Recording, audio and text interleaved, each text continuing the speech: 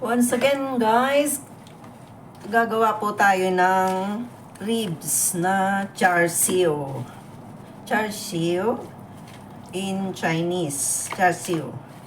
Sa Tagalog naman po ay barbecue. Barbecue pork ribs. Ayan, hinugasan ko ito ng tubig na may asin. At ngayon ay ipapat-dry po natin bago po natin i-marinate. Ayan po.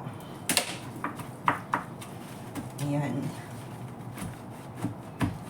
Gagawin muna natin to para hindi siya basa na i-marinate na. Ayan. Ito sa palagay ko ay mahigit, siguro may 1 kilo to sa ano. Hinalo ko to kasi sayang din naman. Leftover ko to nung nakaraan na naggawa ako ng barbecue pork. Yan. Sinama ko na dito. Nagluto ako the other week pero nag-request ulit ang amo ko dahil nasasarapan sa barbecue pork na ginagawa ko. Simple lang naman po ang paggawa nito. Ito medyo makapal-kapal, kaya ang gagawin ko nito ay medyo tutusok-tusukin ko ito ng kutsilyo para manuot yung sauce na ilalagay natin. Ayan.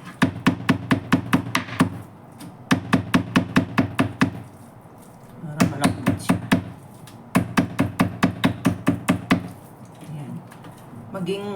Maging chewy siya pagka na-marinate na yan.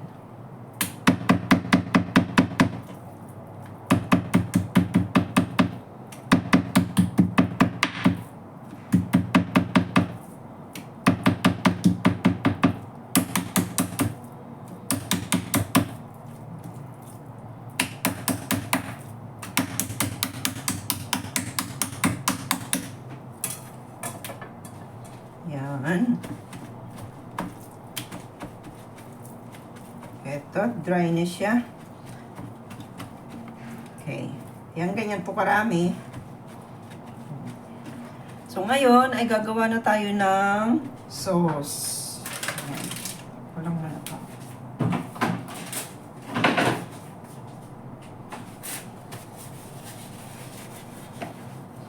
Dito sa bowl, set aside muna natin. So, ito yung bowl na paglalagyan natin. Ngayon, ang una kong gagawin ay grate po natin itong 4 na cloves ng garlic. Ayan po. Gamitan po natin ng grater.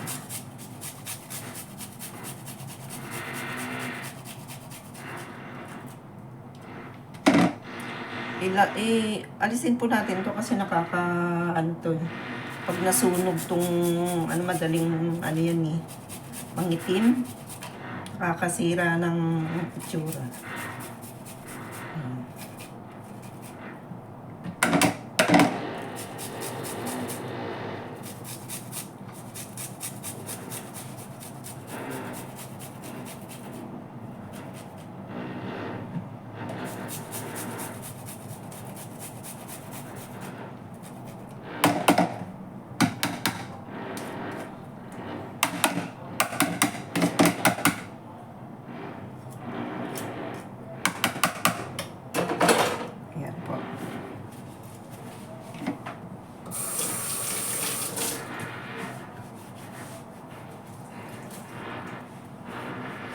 Yan siya.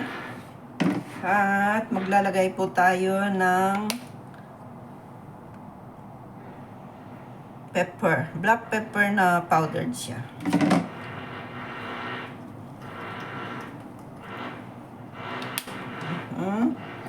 Tapos, ito, kalahating kutsara.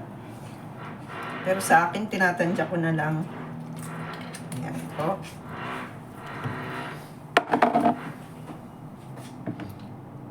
At syempre, lagyan natin ng 2 teaspoon yan.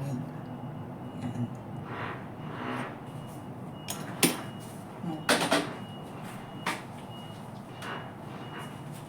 Lagyan po natin ng isang kutsarita.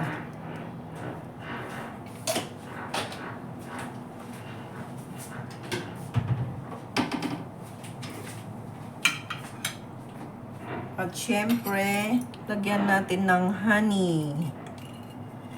Haluan natin ng honey para masarap.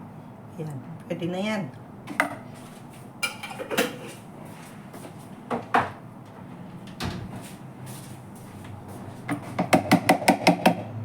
Ay.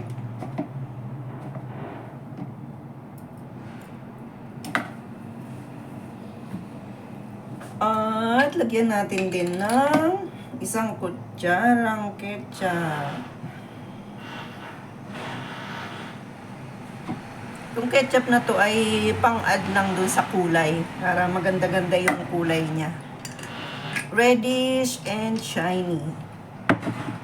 At syempre, lagyan natin ng oyster.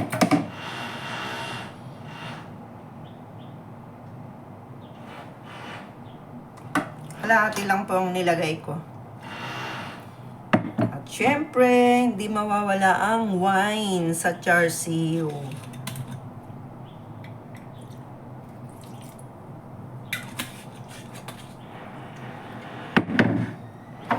At syempre, hindi rin mawawala ang oil, mantika.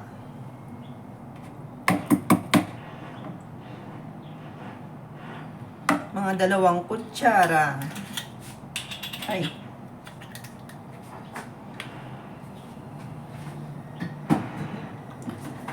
Yan po ay depende po sa dami ng ribs na i-marinate natin.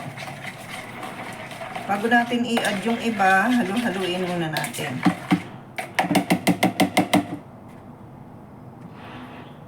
Dumikit yung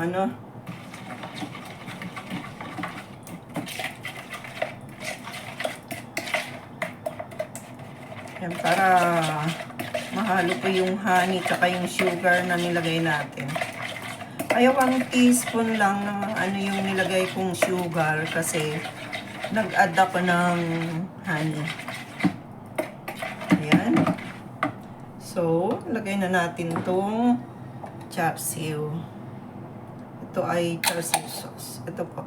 Ito po siya. Mabibili sa supermarket at sa iba pang food shop. Ganun din, char siu din to. Pero leftover ko, ilalahat ko, uubusin ko to. Sayang eh.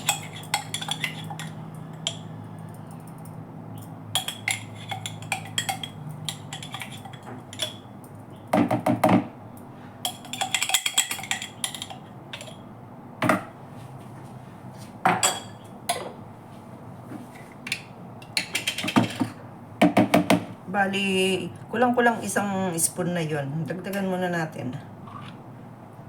Yan. Ganun po. 2. Plus yung isa kanina kasi, flat lang siya. Ito talagang ganun siya. Depende po sa dami ng meat na imamarinate natin.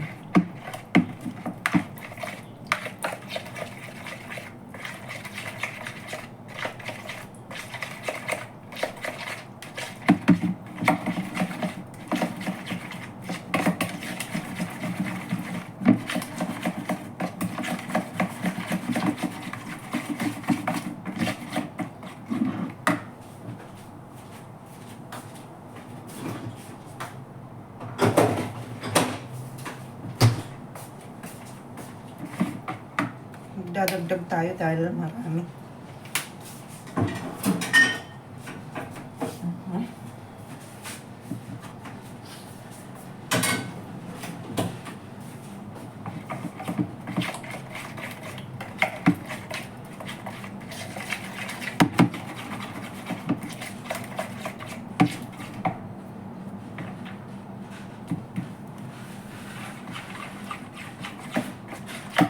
Haluin nating mabuti kasi nga nag-add tayo ng sugar para sure na nalusaw yung sugar tsaka yung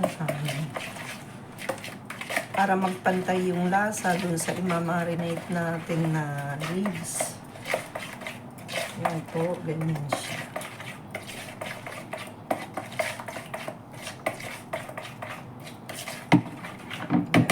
If possible, i-rest natin dapat to ng at least 5 to 10 minutes. Pero nagmamadali ako, kaya di ba na babawi na lang to pagka naihalo-halo na. Lagay na natin sa ref. Doon, kailangang i-rest natin, nakamarinate, nakababad siya ng at least 2 hours. Yung iba overnight po, para mas malasa.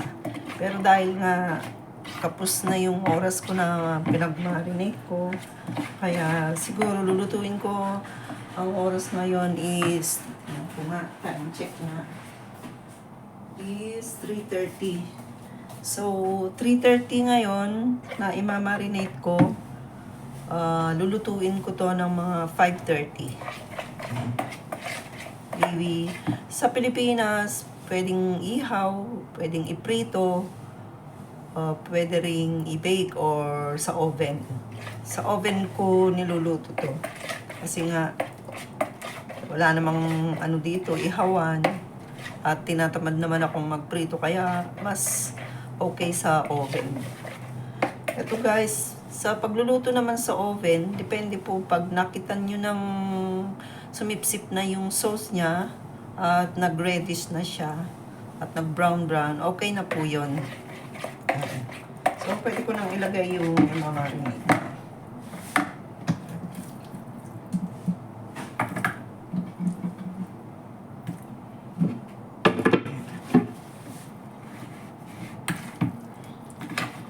Haluin ko muna, pero maya lang, total malinis naman yung kamay ko. Kamayin ko.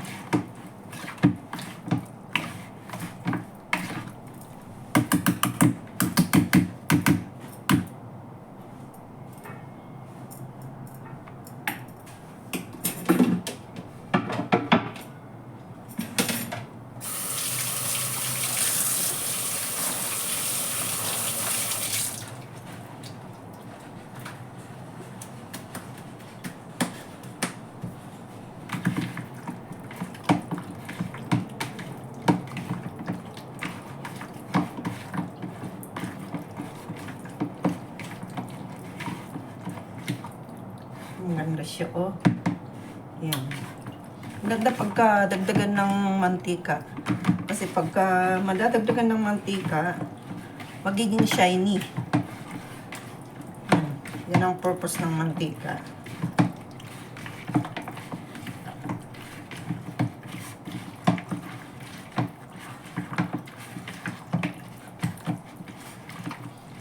Halu-haluin natin hanggang sumipsip na lahat. Ayan, almost na sumipsip na yung ano. Makikita mo dun sa ilalim na konti na lang yung ano. Pagka halu-haluin natin ganyan, ay sisipsipin nung karne.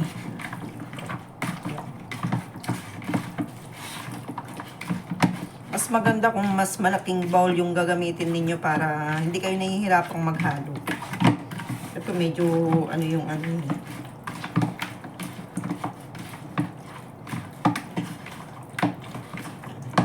So, diba? Magandang tingnan, maganda yung kulay.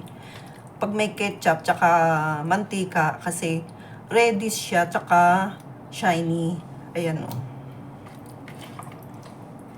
Yan, diba?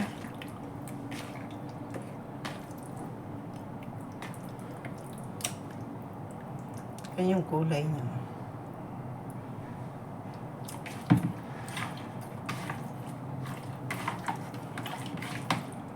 Yan.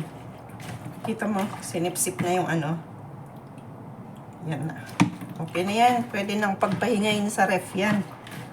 Takpan na lang natin ng aluminum foil o kaya cling wrap para mag-rest dun sa ref. Okay. So,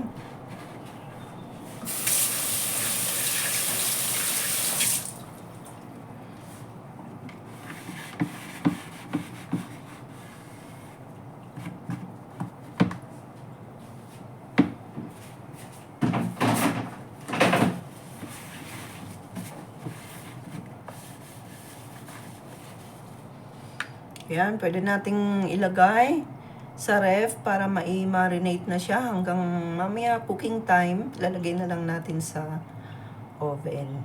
Ayan, ready na po siya. Nakamarinate na po siya. Ready magpahinga sa ref. Ayan po. Thank you for watching. Please click naman yung thumbs up at mag-comment lang kayo dyan. I-comment nyo kung saan kayong bansa, kung saan kayong part sa Pilipinas at sa buong mundo para mabati ko po kayo at may shoutout. Thank you for watching. God bless po. Bye!